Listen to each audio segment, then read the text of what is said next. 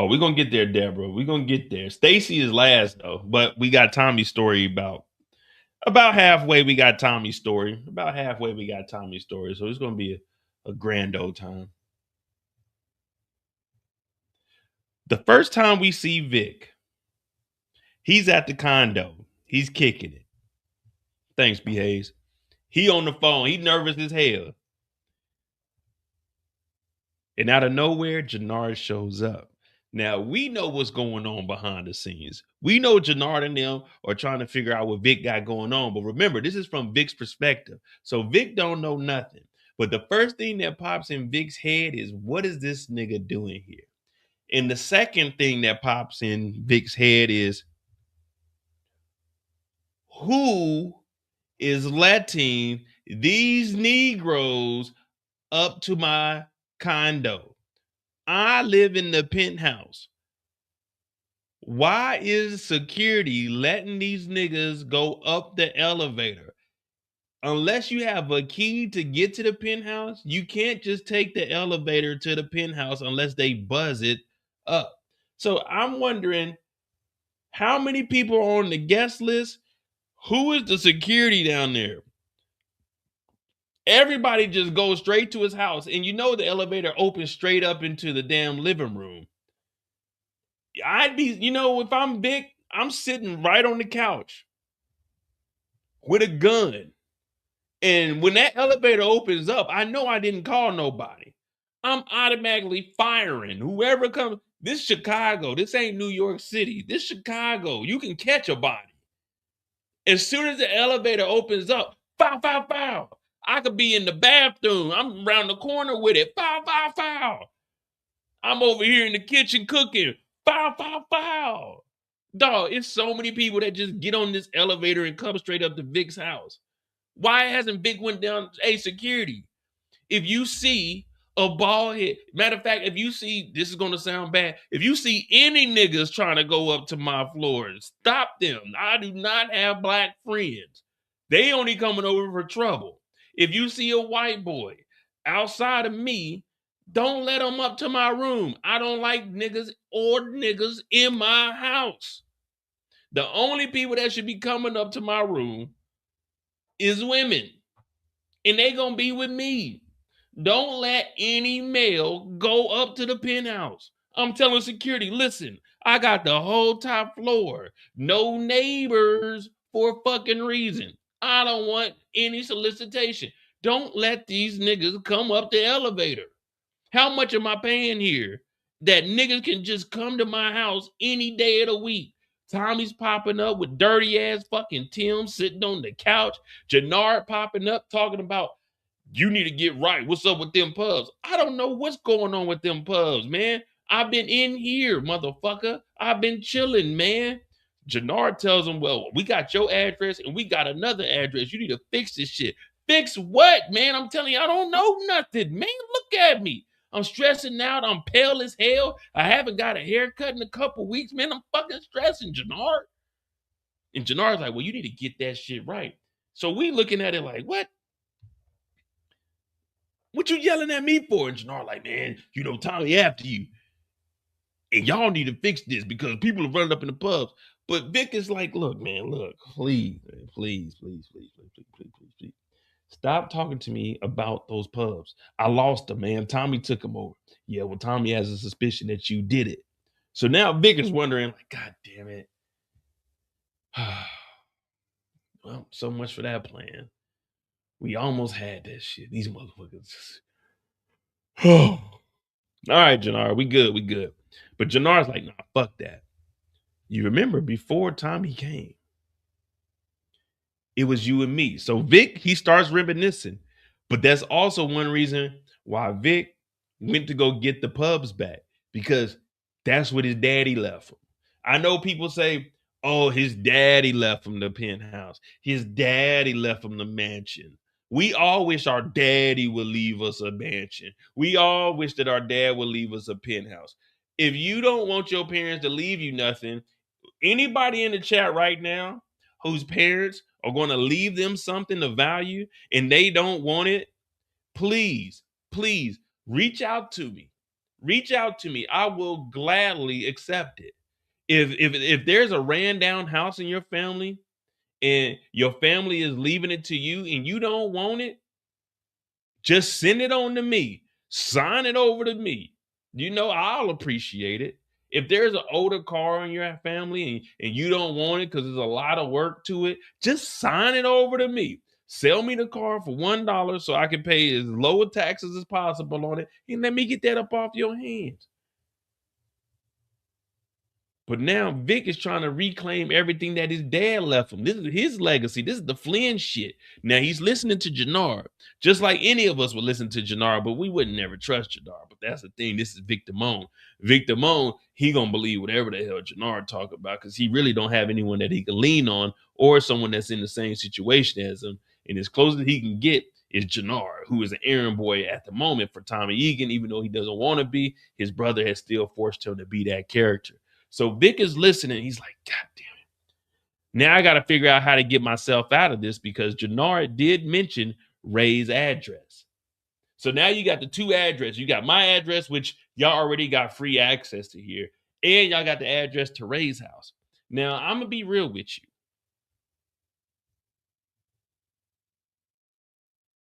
How long we saying he known Ray? 2 weeks, 3 weeks, maybe a month most? Because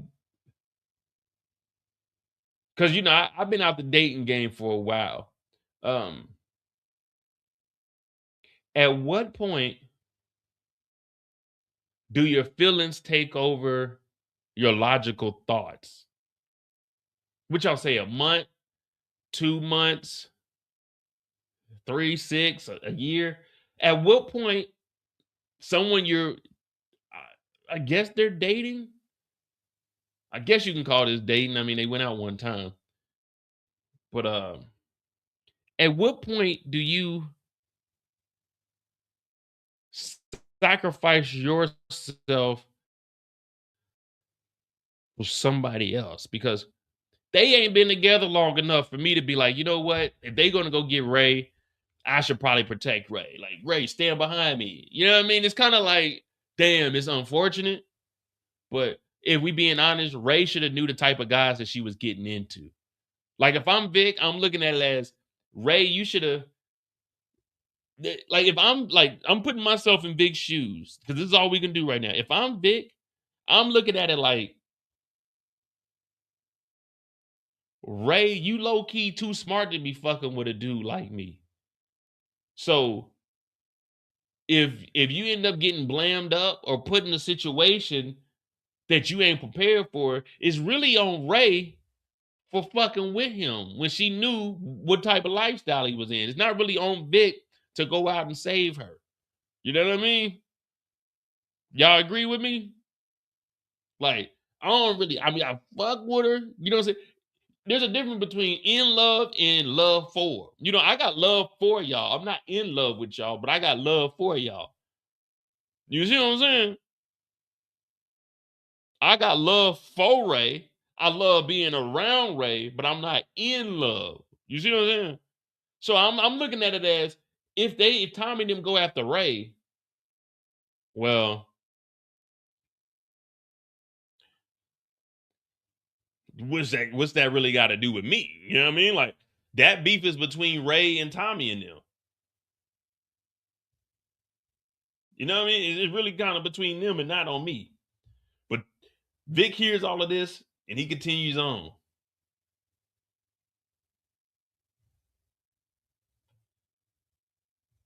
No, she knows. Remember, Ray knows his real name now. Because remember, she seen Claudia and she was like, wait, if that's Claudia Flynn, then you're Vic. And he was like, look,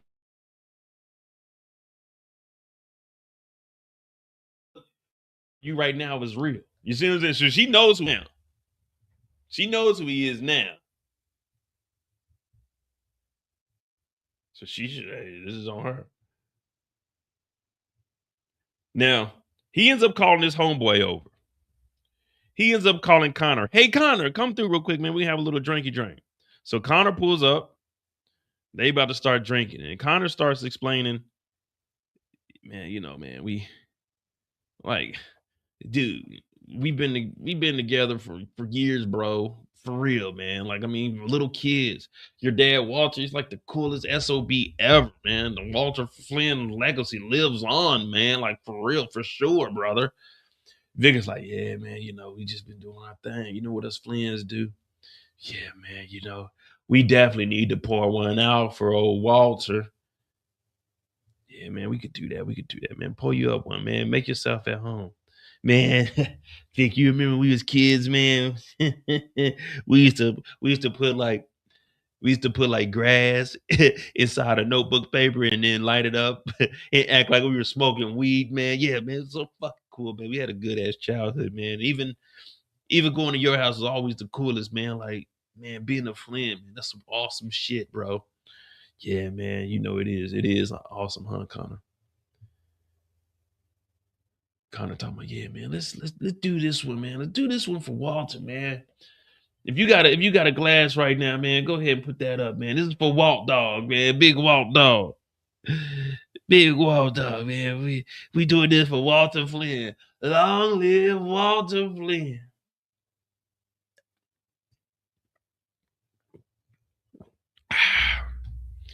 Hey Connor, let's go over there and have a seat, bro. Let's go over there and have it.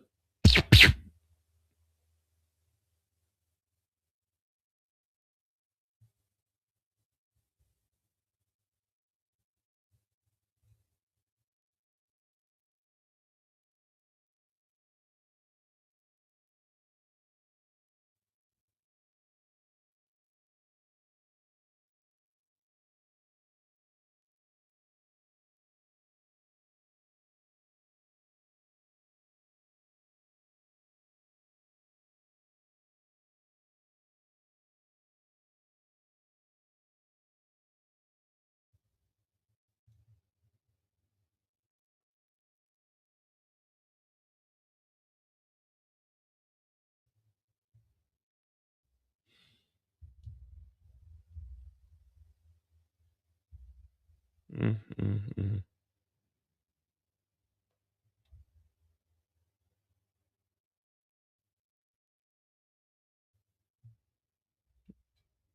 Moment of silence for Connor, man. Another one. He told him to go over there and let's have a.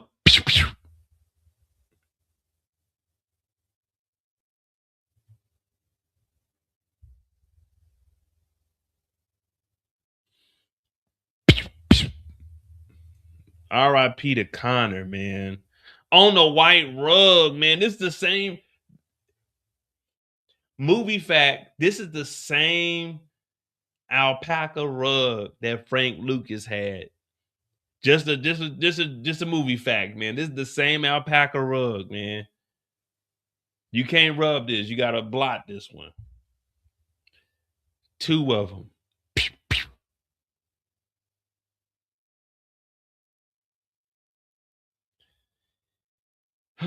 Some people just ain't got no honor, man. But fuck it. Big had to do what he had to do, man. What's going on, Danny? One doctor to another. You got to do what you got to do, guys. Vic Damone is in survival mode. I've been saying that since episode 1, and we going to say it. Vic is trying to survive. Now, I'm not saying what I did was all right. Trying to survive is a day-to-day fight. That's all I'm saying. I'm not saying what I did was right, but trying to survive is a day-to-day fight. And Vic Damone did what Vic Damone had to do. What would y'all have done in this situation? Because obviously y'all told me y'all was going to risk it for Ray. So taking out Connor, because technically Connor went out there. Technically Connor did go out there. Just cross 110th Street. Just crossed 110th Street. Pimps are trying to get a woman that's weak. Ooh, baby, just crossed 110th Street.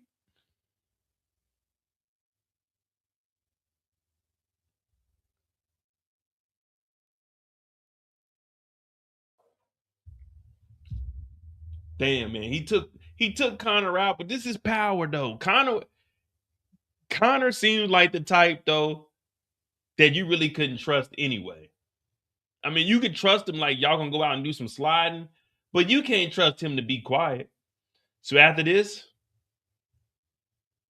we see Vic hit up Tommy and clear his name.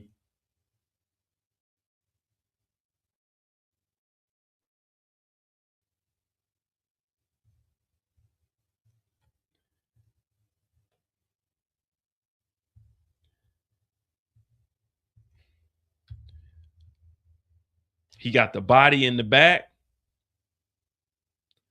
And Tommy don't even care because Tommy knows that Vic has something to do with this, but Vic don't know. So Vic is just looking at it as, shit, I saved my ass one more time. You know, every moment with Vic is always, I repeat, is always he just skating by. Vic is the type that would get a C in class. Vic's grade in everything he do is just like me in high school, a C minus. It's passing, it's kind of on the cusp, but not getting the job done. But Vic is always just enough to get by. Now, hopefully this holds Tommy over at least one more episode. We trying to make it to episode 9, but at least this will hold Tommy over. Tommy didn't care. Tommy was just like, okay. And then he walked off. So Vic is like, oh, shit. I got rid of Connor. Okay. Tommy, he was rogue. I don't know what he was doing, but he was on some Irish get back type shit. And he went out there by himself. And I took him out, man. You know I had to do what I had to do. And I do him for a long time too, Tommy. Again, Vic is literally just skating by. C minus. But remember, C's get degrees. It don't matter if you got a C minus or you got an A plus. You both pass. You knew enough to get the job done. And that's all we ask for you to do is know enough to get the job done. That's all we ask. 70% is fine in my book. 70% in my book is like 100. You know what I mean?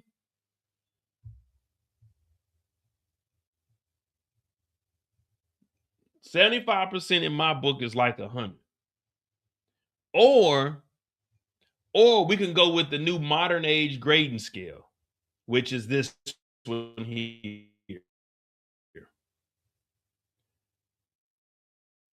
This is the grading scale we're going to put Vic on. This is the grading scale we're putting Vic on right here. So a 70% that we were saying that Vic was getting is right here. It's a B. A straight up B. So 70% is good. 70% is good. Knowing that this is the new grading scale that they're grading kids on now, I'm aiming for that 50, like that 45-50 area where I don't have to know that much, but I know enough. You know what I mean? Like that 45-50 area to get me a C, that's what I'm grading myself on. Like if I had to go to school right now, start all over, I'm aiming for that 45-50 because I know I'm still trying, but I don't have to try as hard. So, you know what I mean? I'm not trying to blow my brain out learning some shit. You know what I mean? So I'm going for that 50 area, that 45-50 range is what I would go after. But yeah, so I give Vic like a 48. 48 to 50 is what I'm rating Vic on how he's been moving each episode. He's really just skating by, but he's still passing. I'm still putting him as a passing grade. So that's good for Vic. And that's Vic's story. He skated out this week. Ray is still alive. Claudia is gone. And at this moment, he doesn't know this. Well, none of us know that Stacy Marks is none of us know that she's gone. I was going to be disrespectful, but I forgot we're not doing that today. So no one knows because Stacy Marks is further on in the future. But as of right now, Vic, we made it through episode 7. We made it through episode 7 for Vic. What are y'all thoughts on Vic Damone?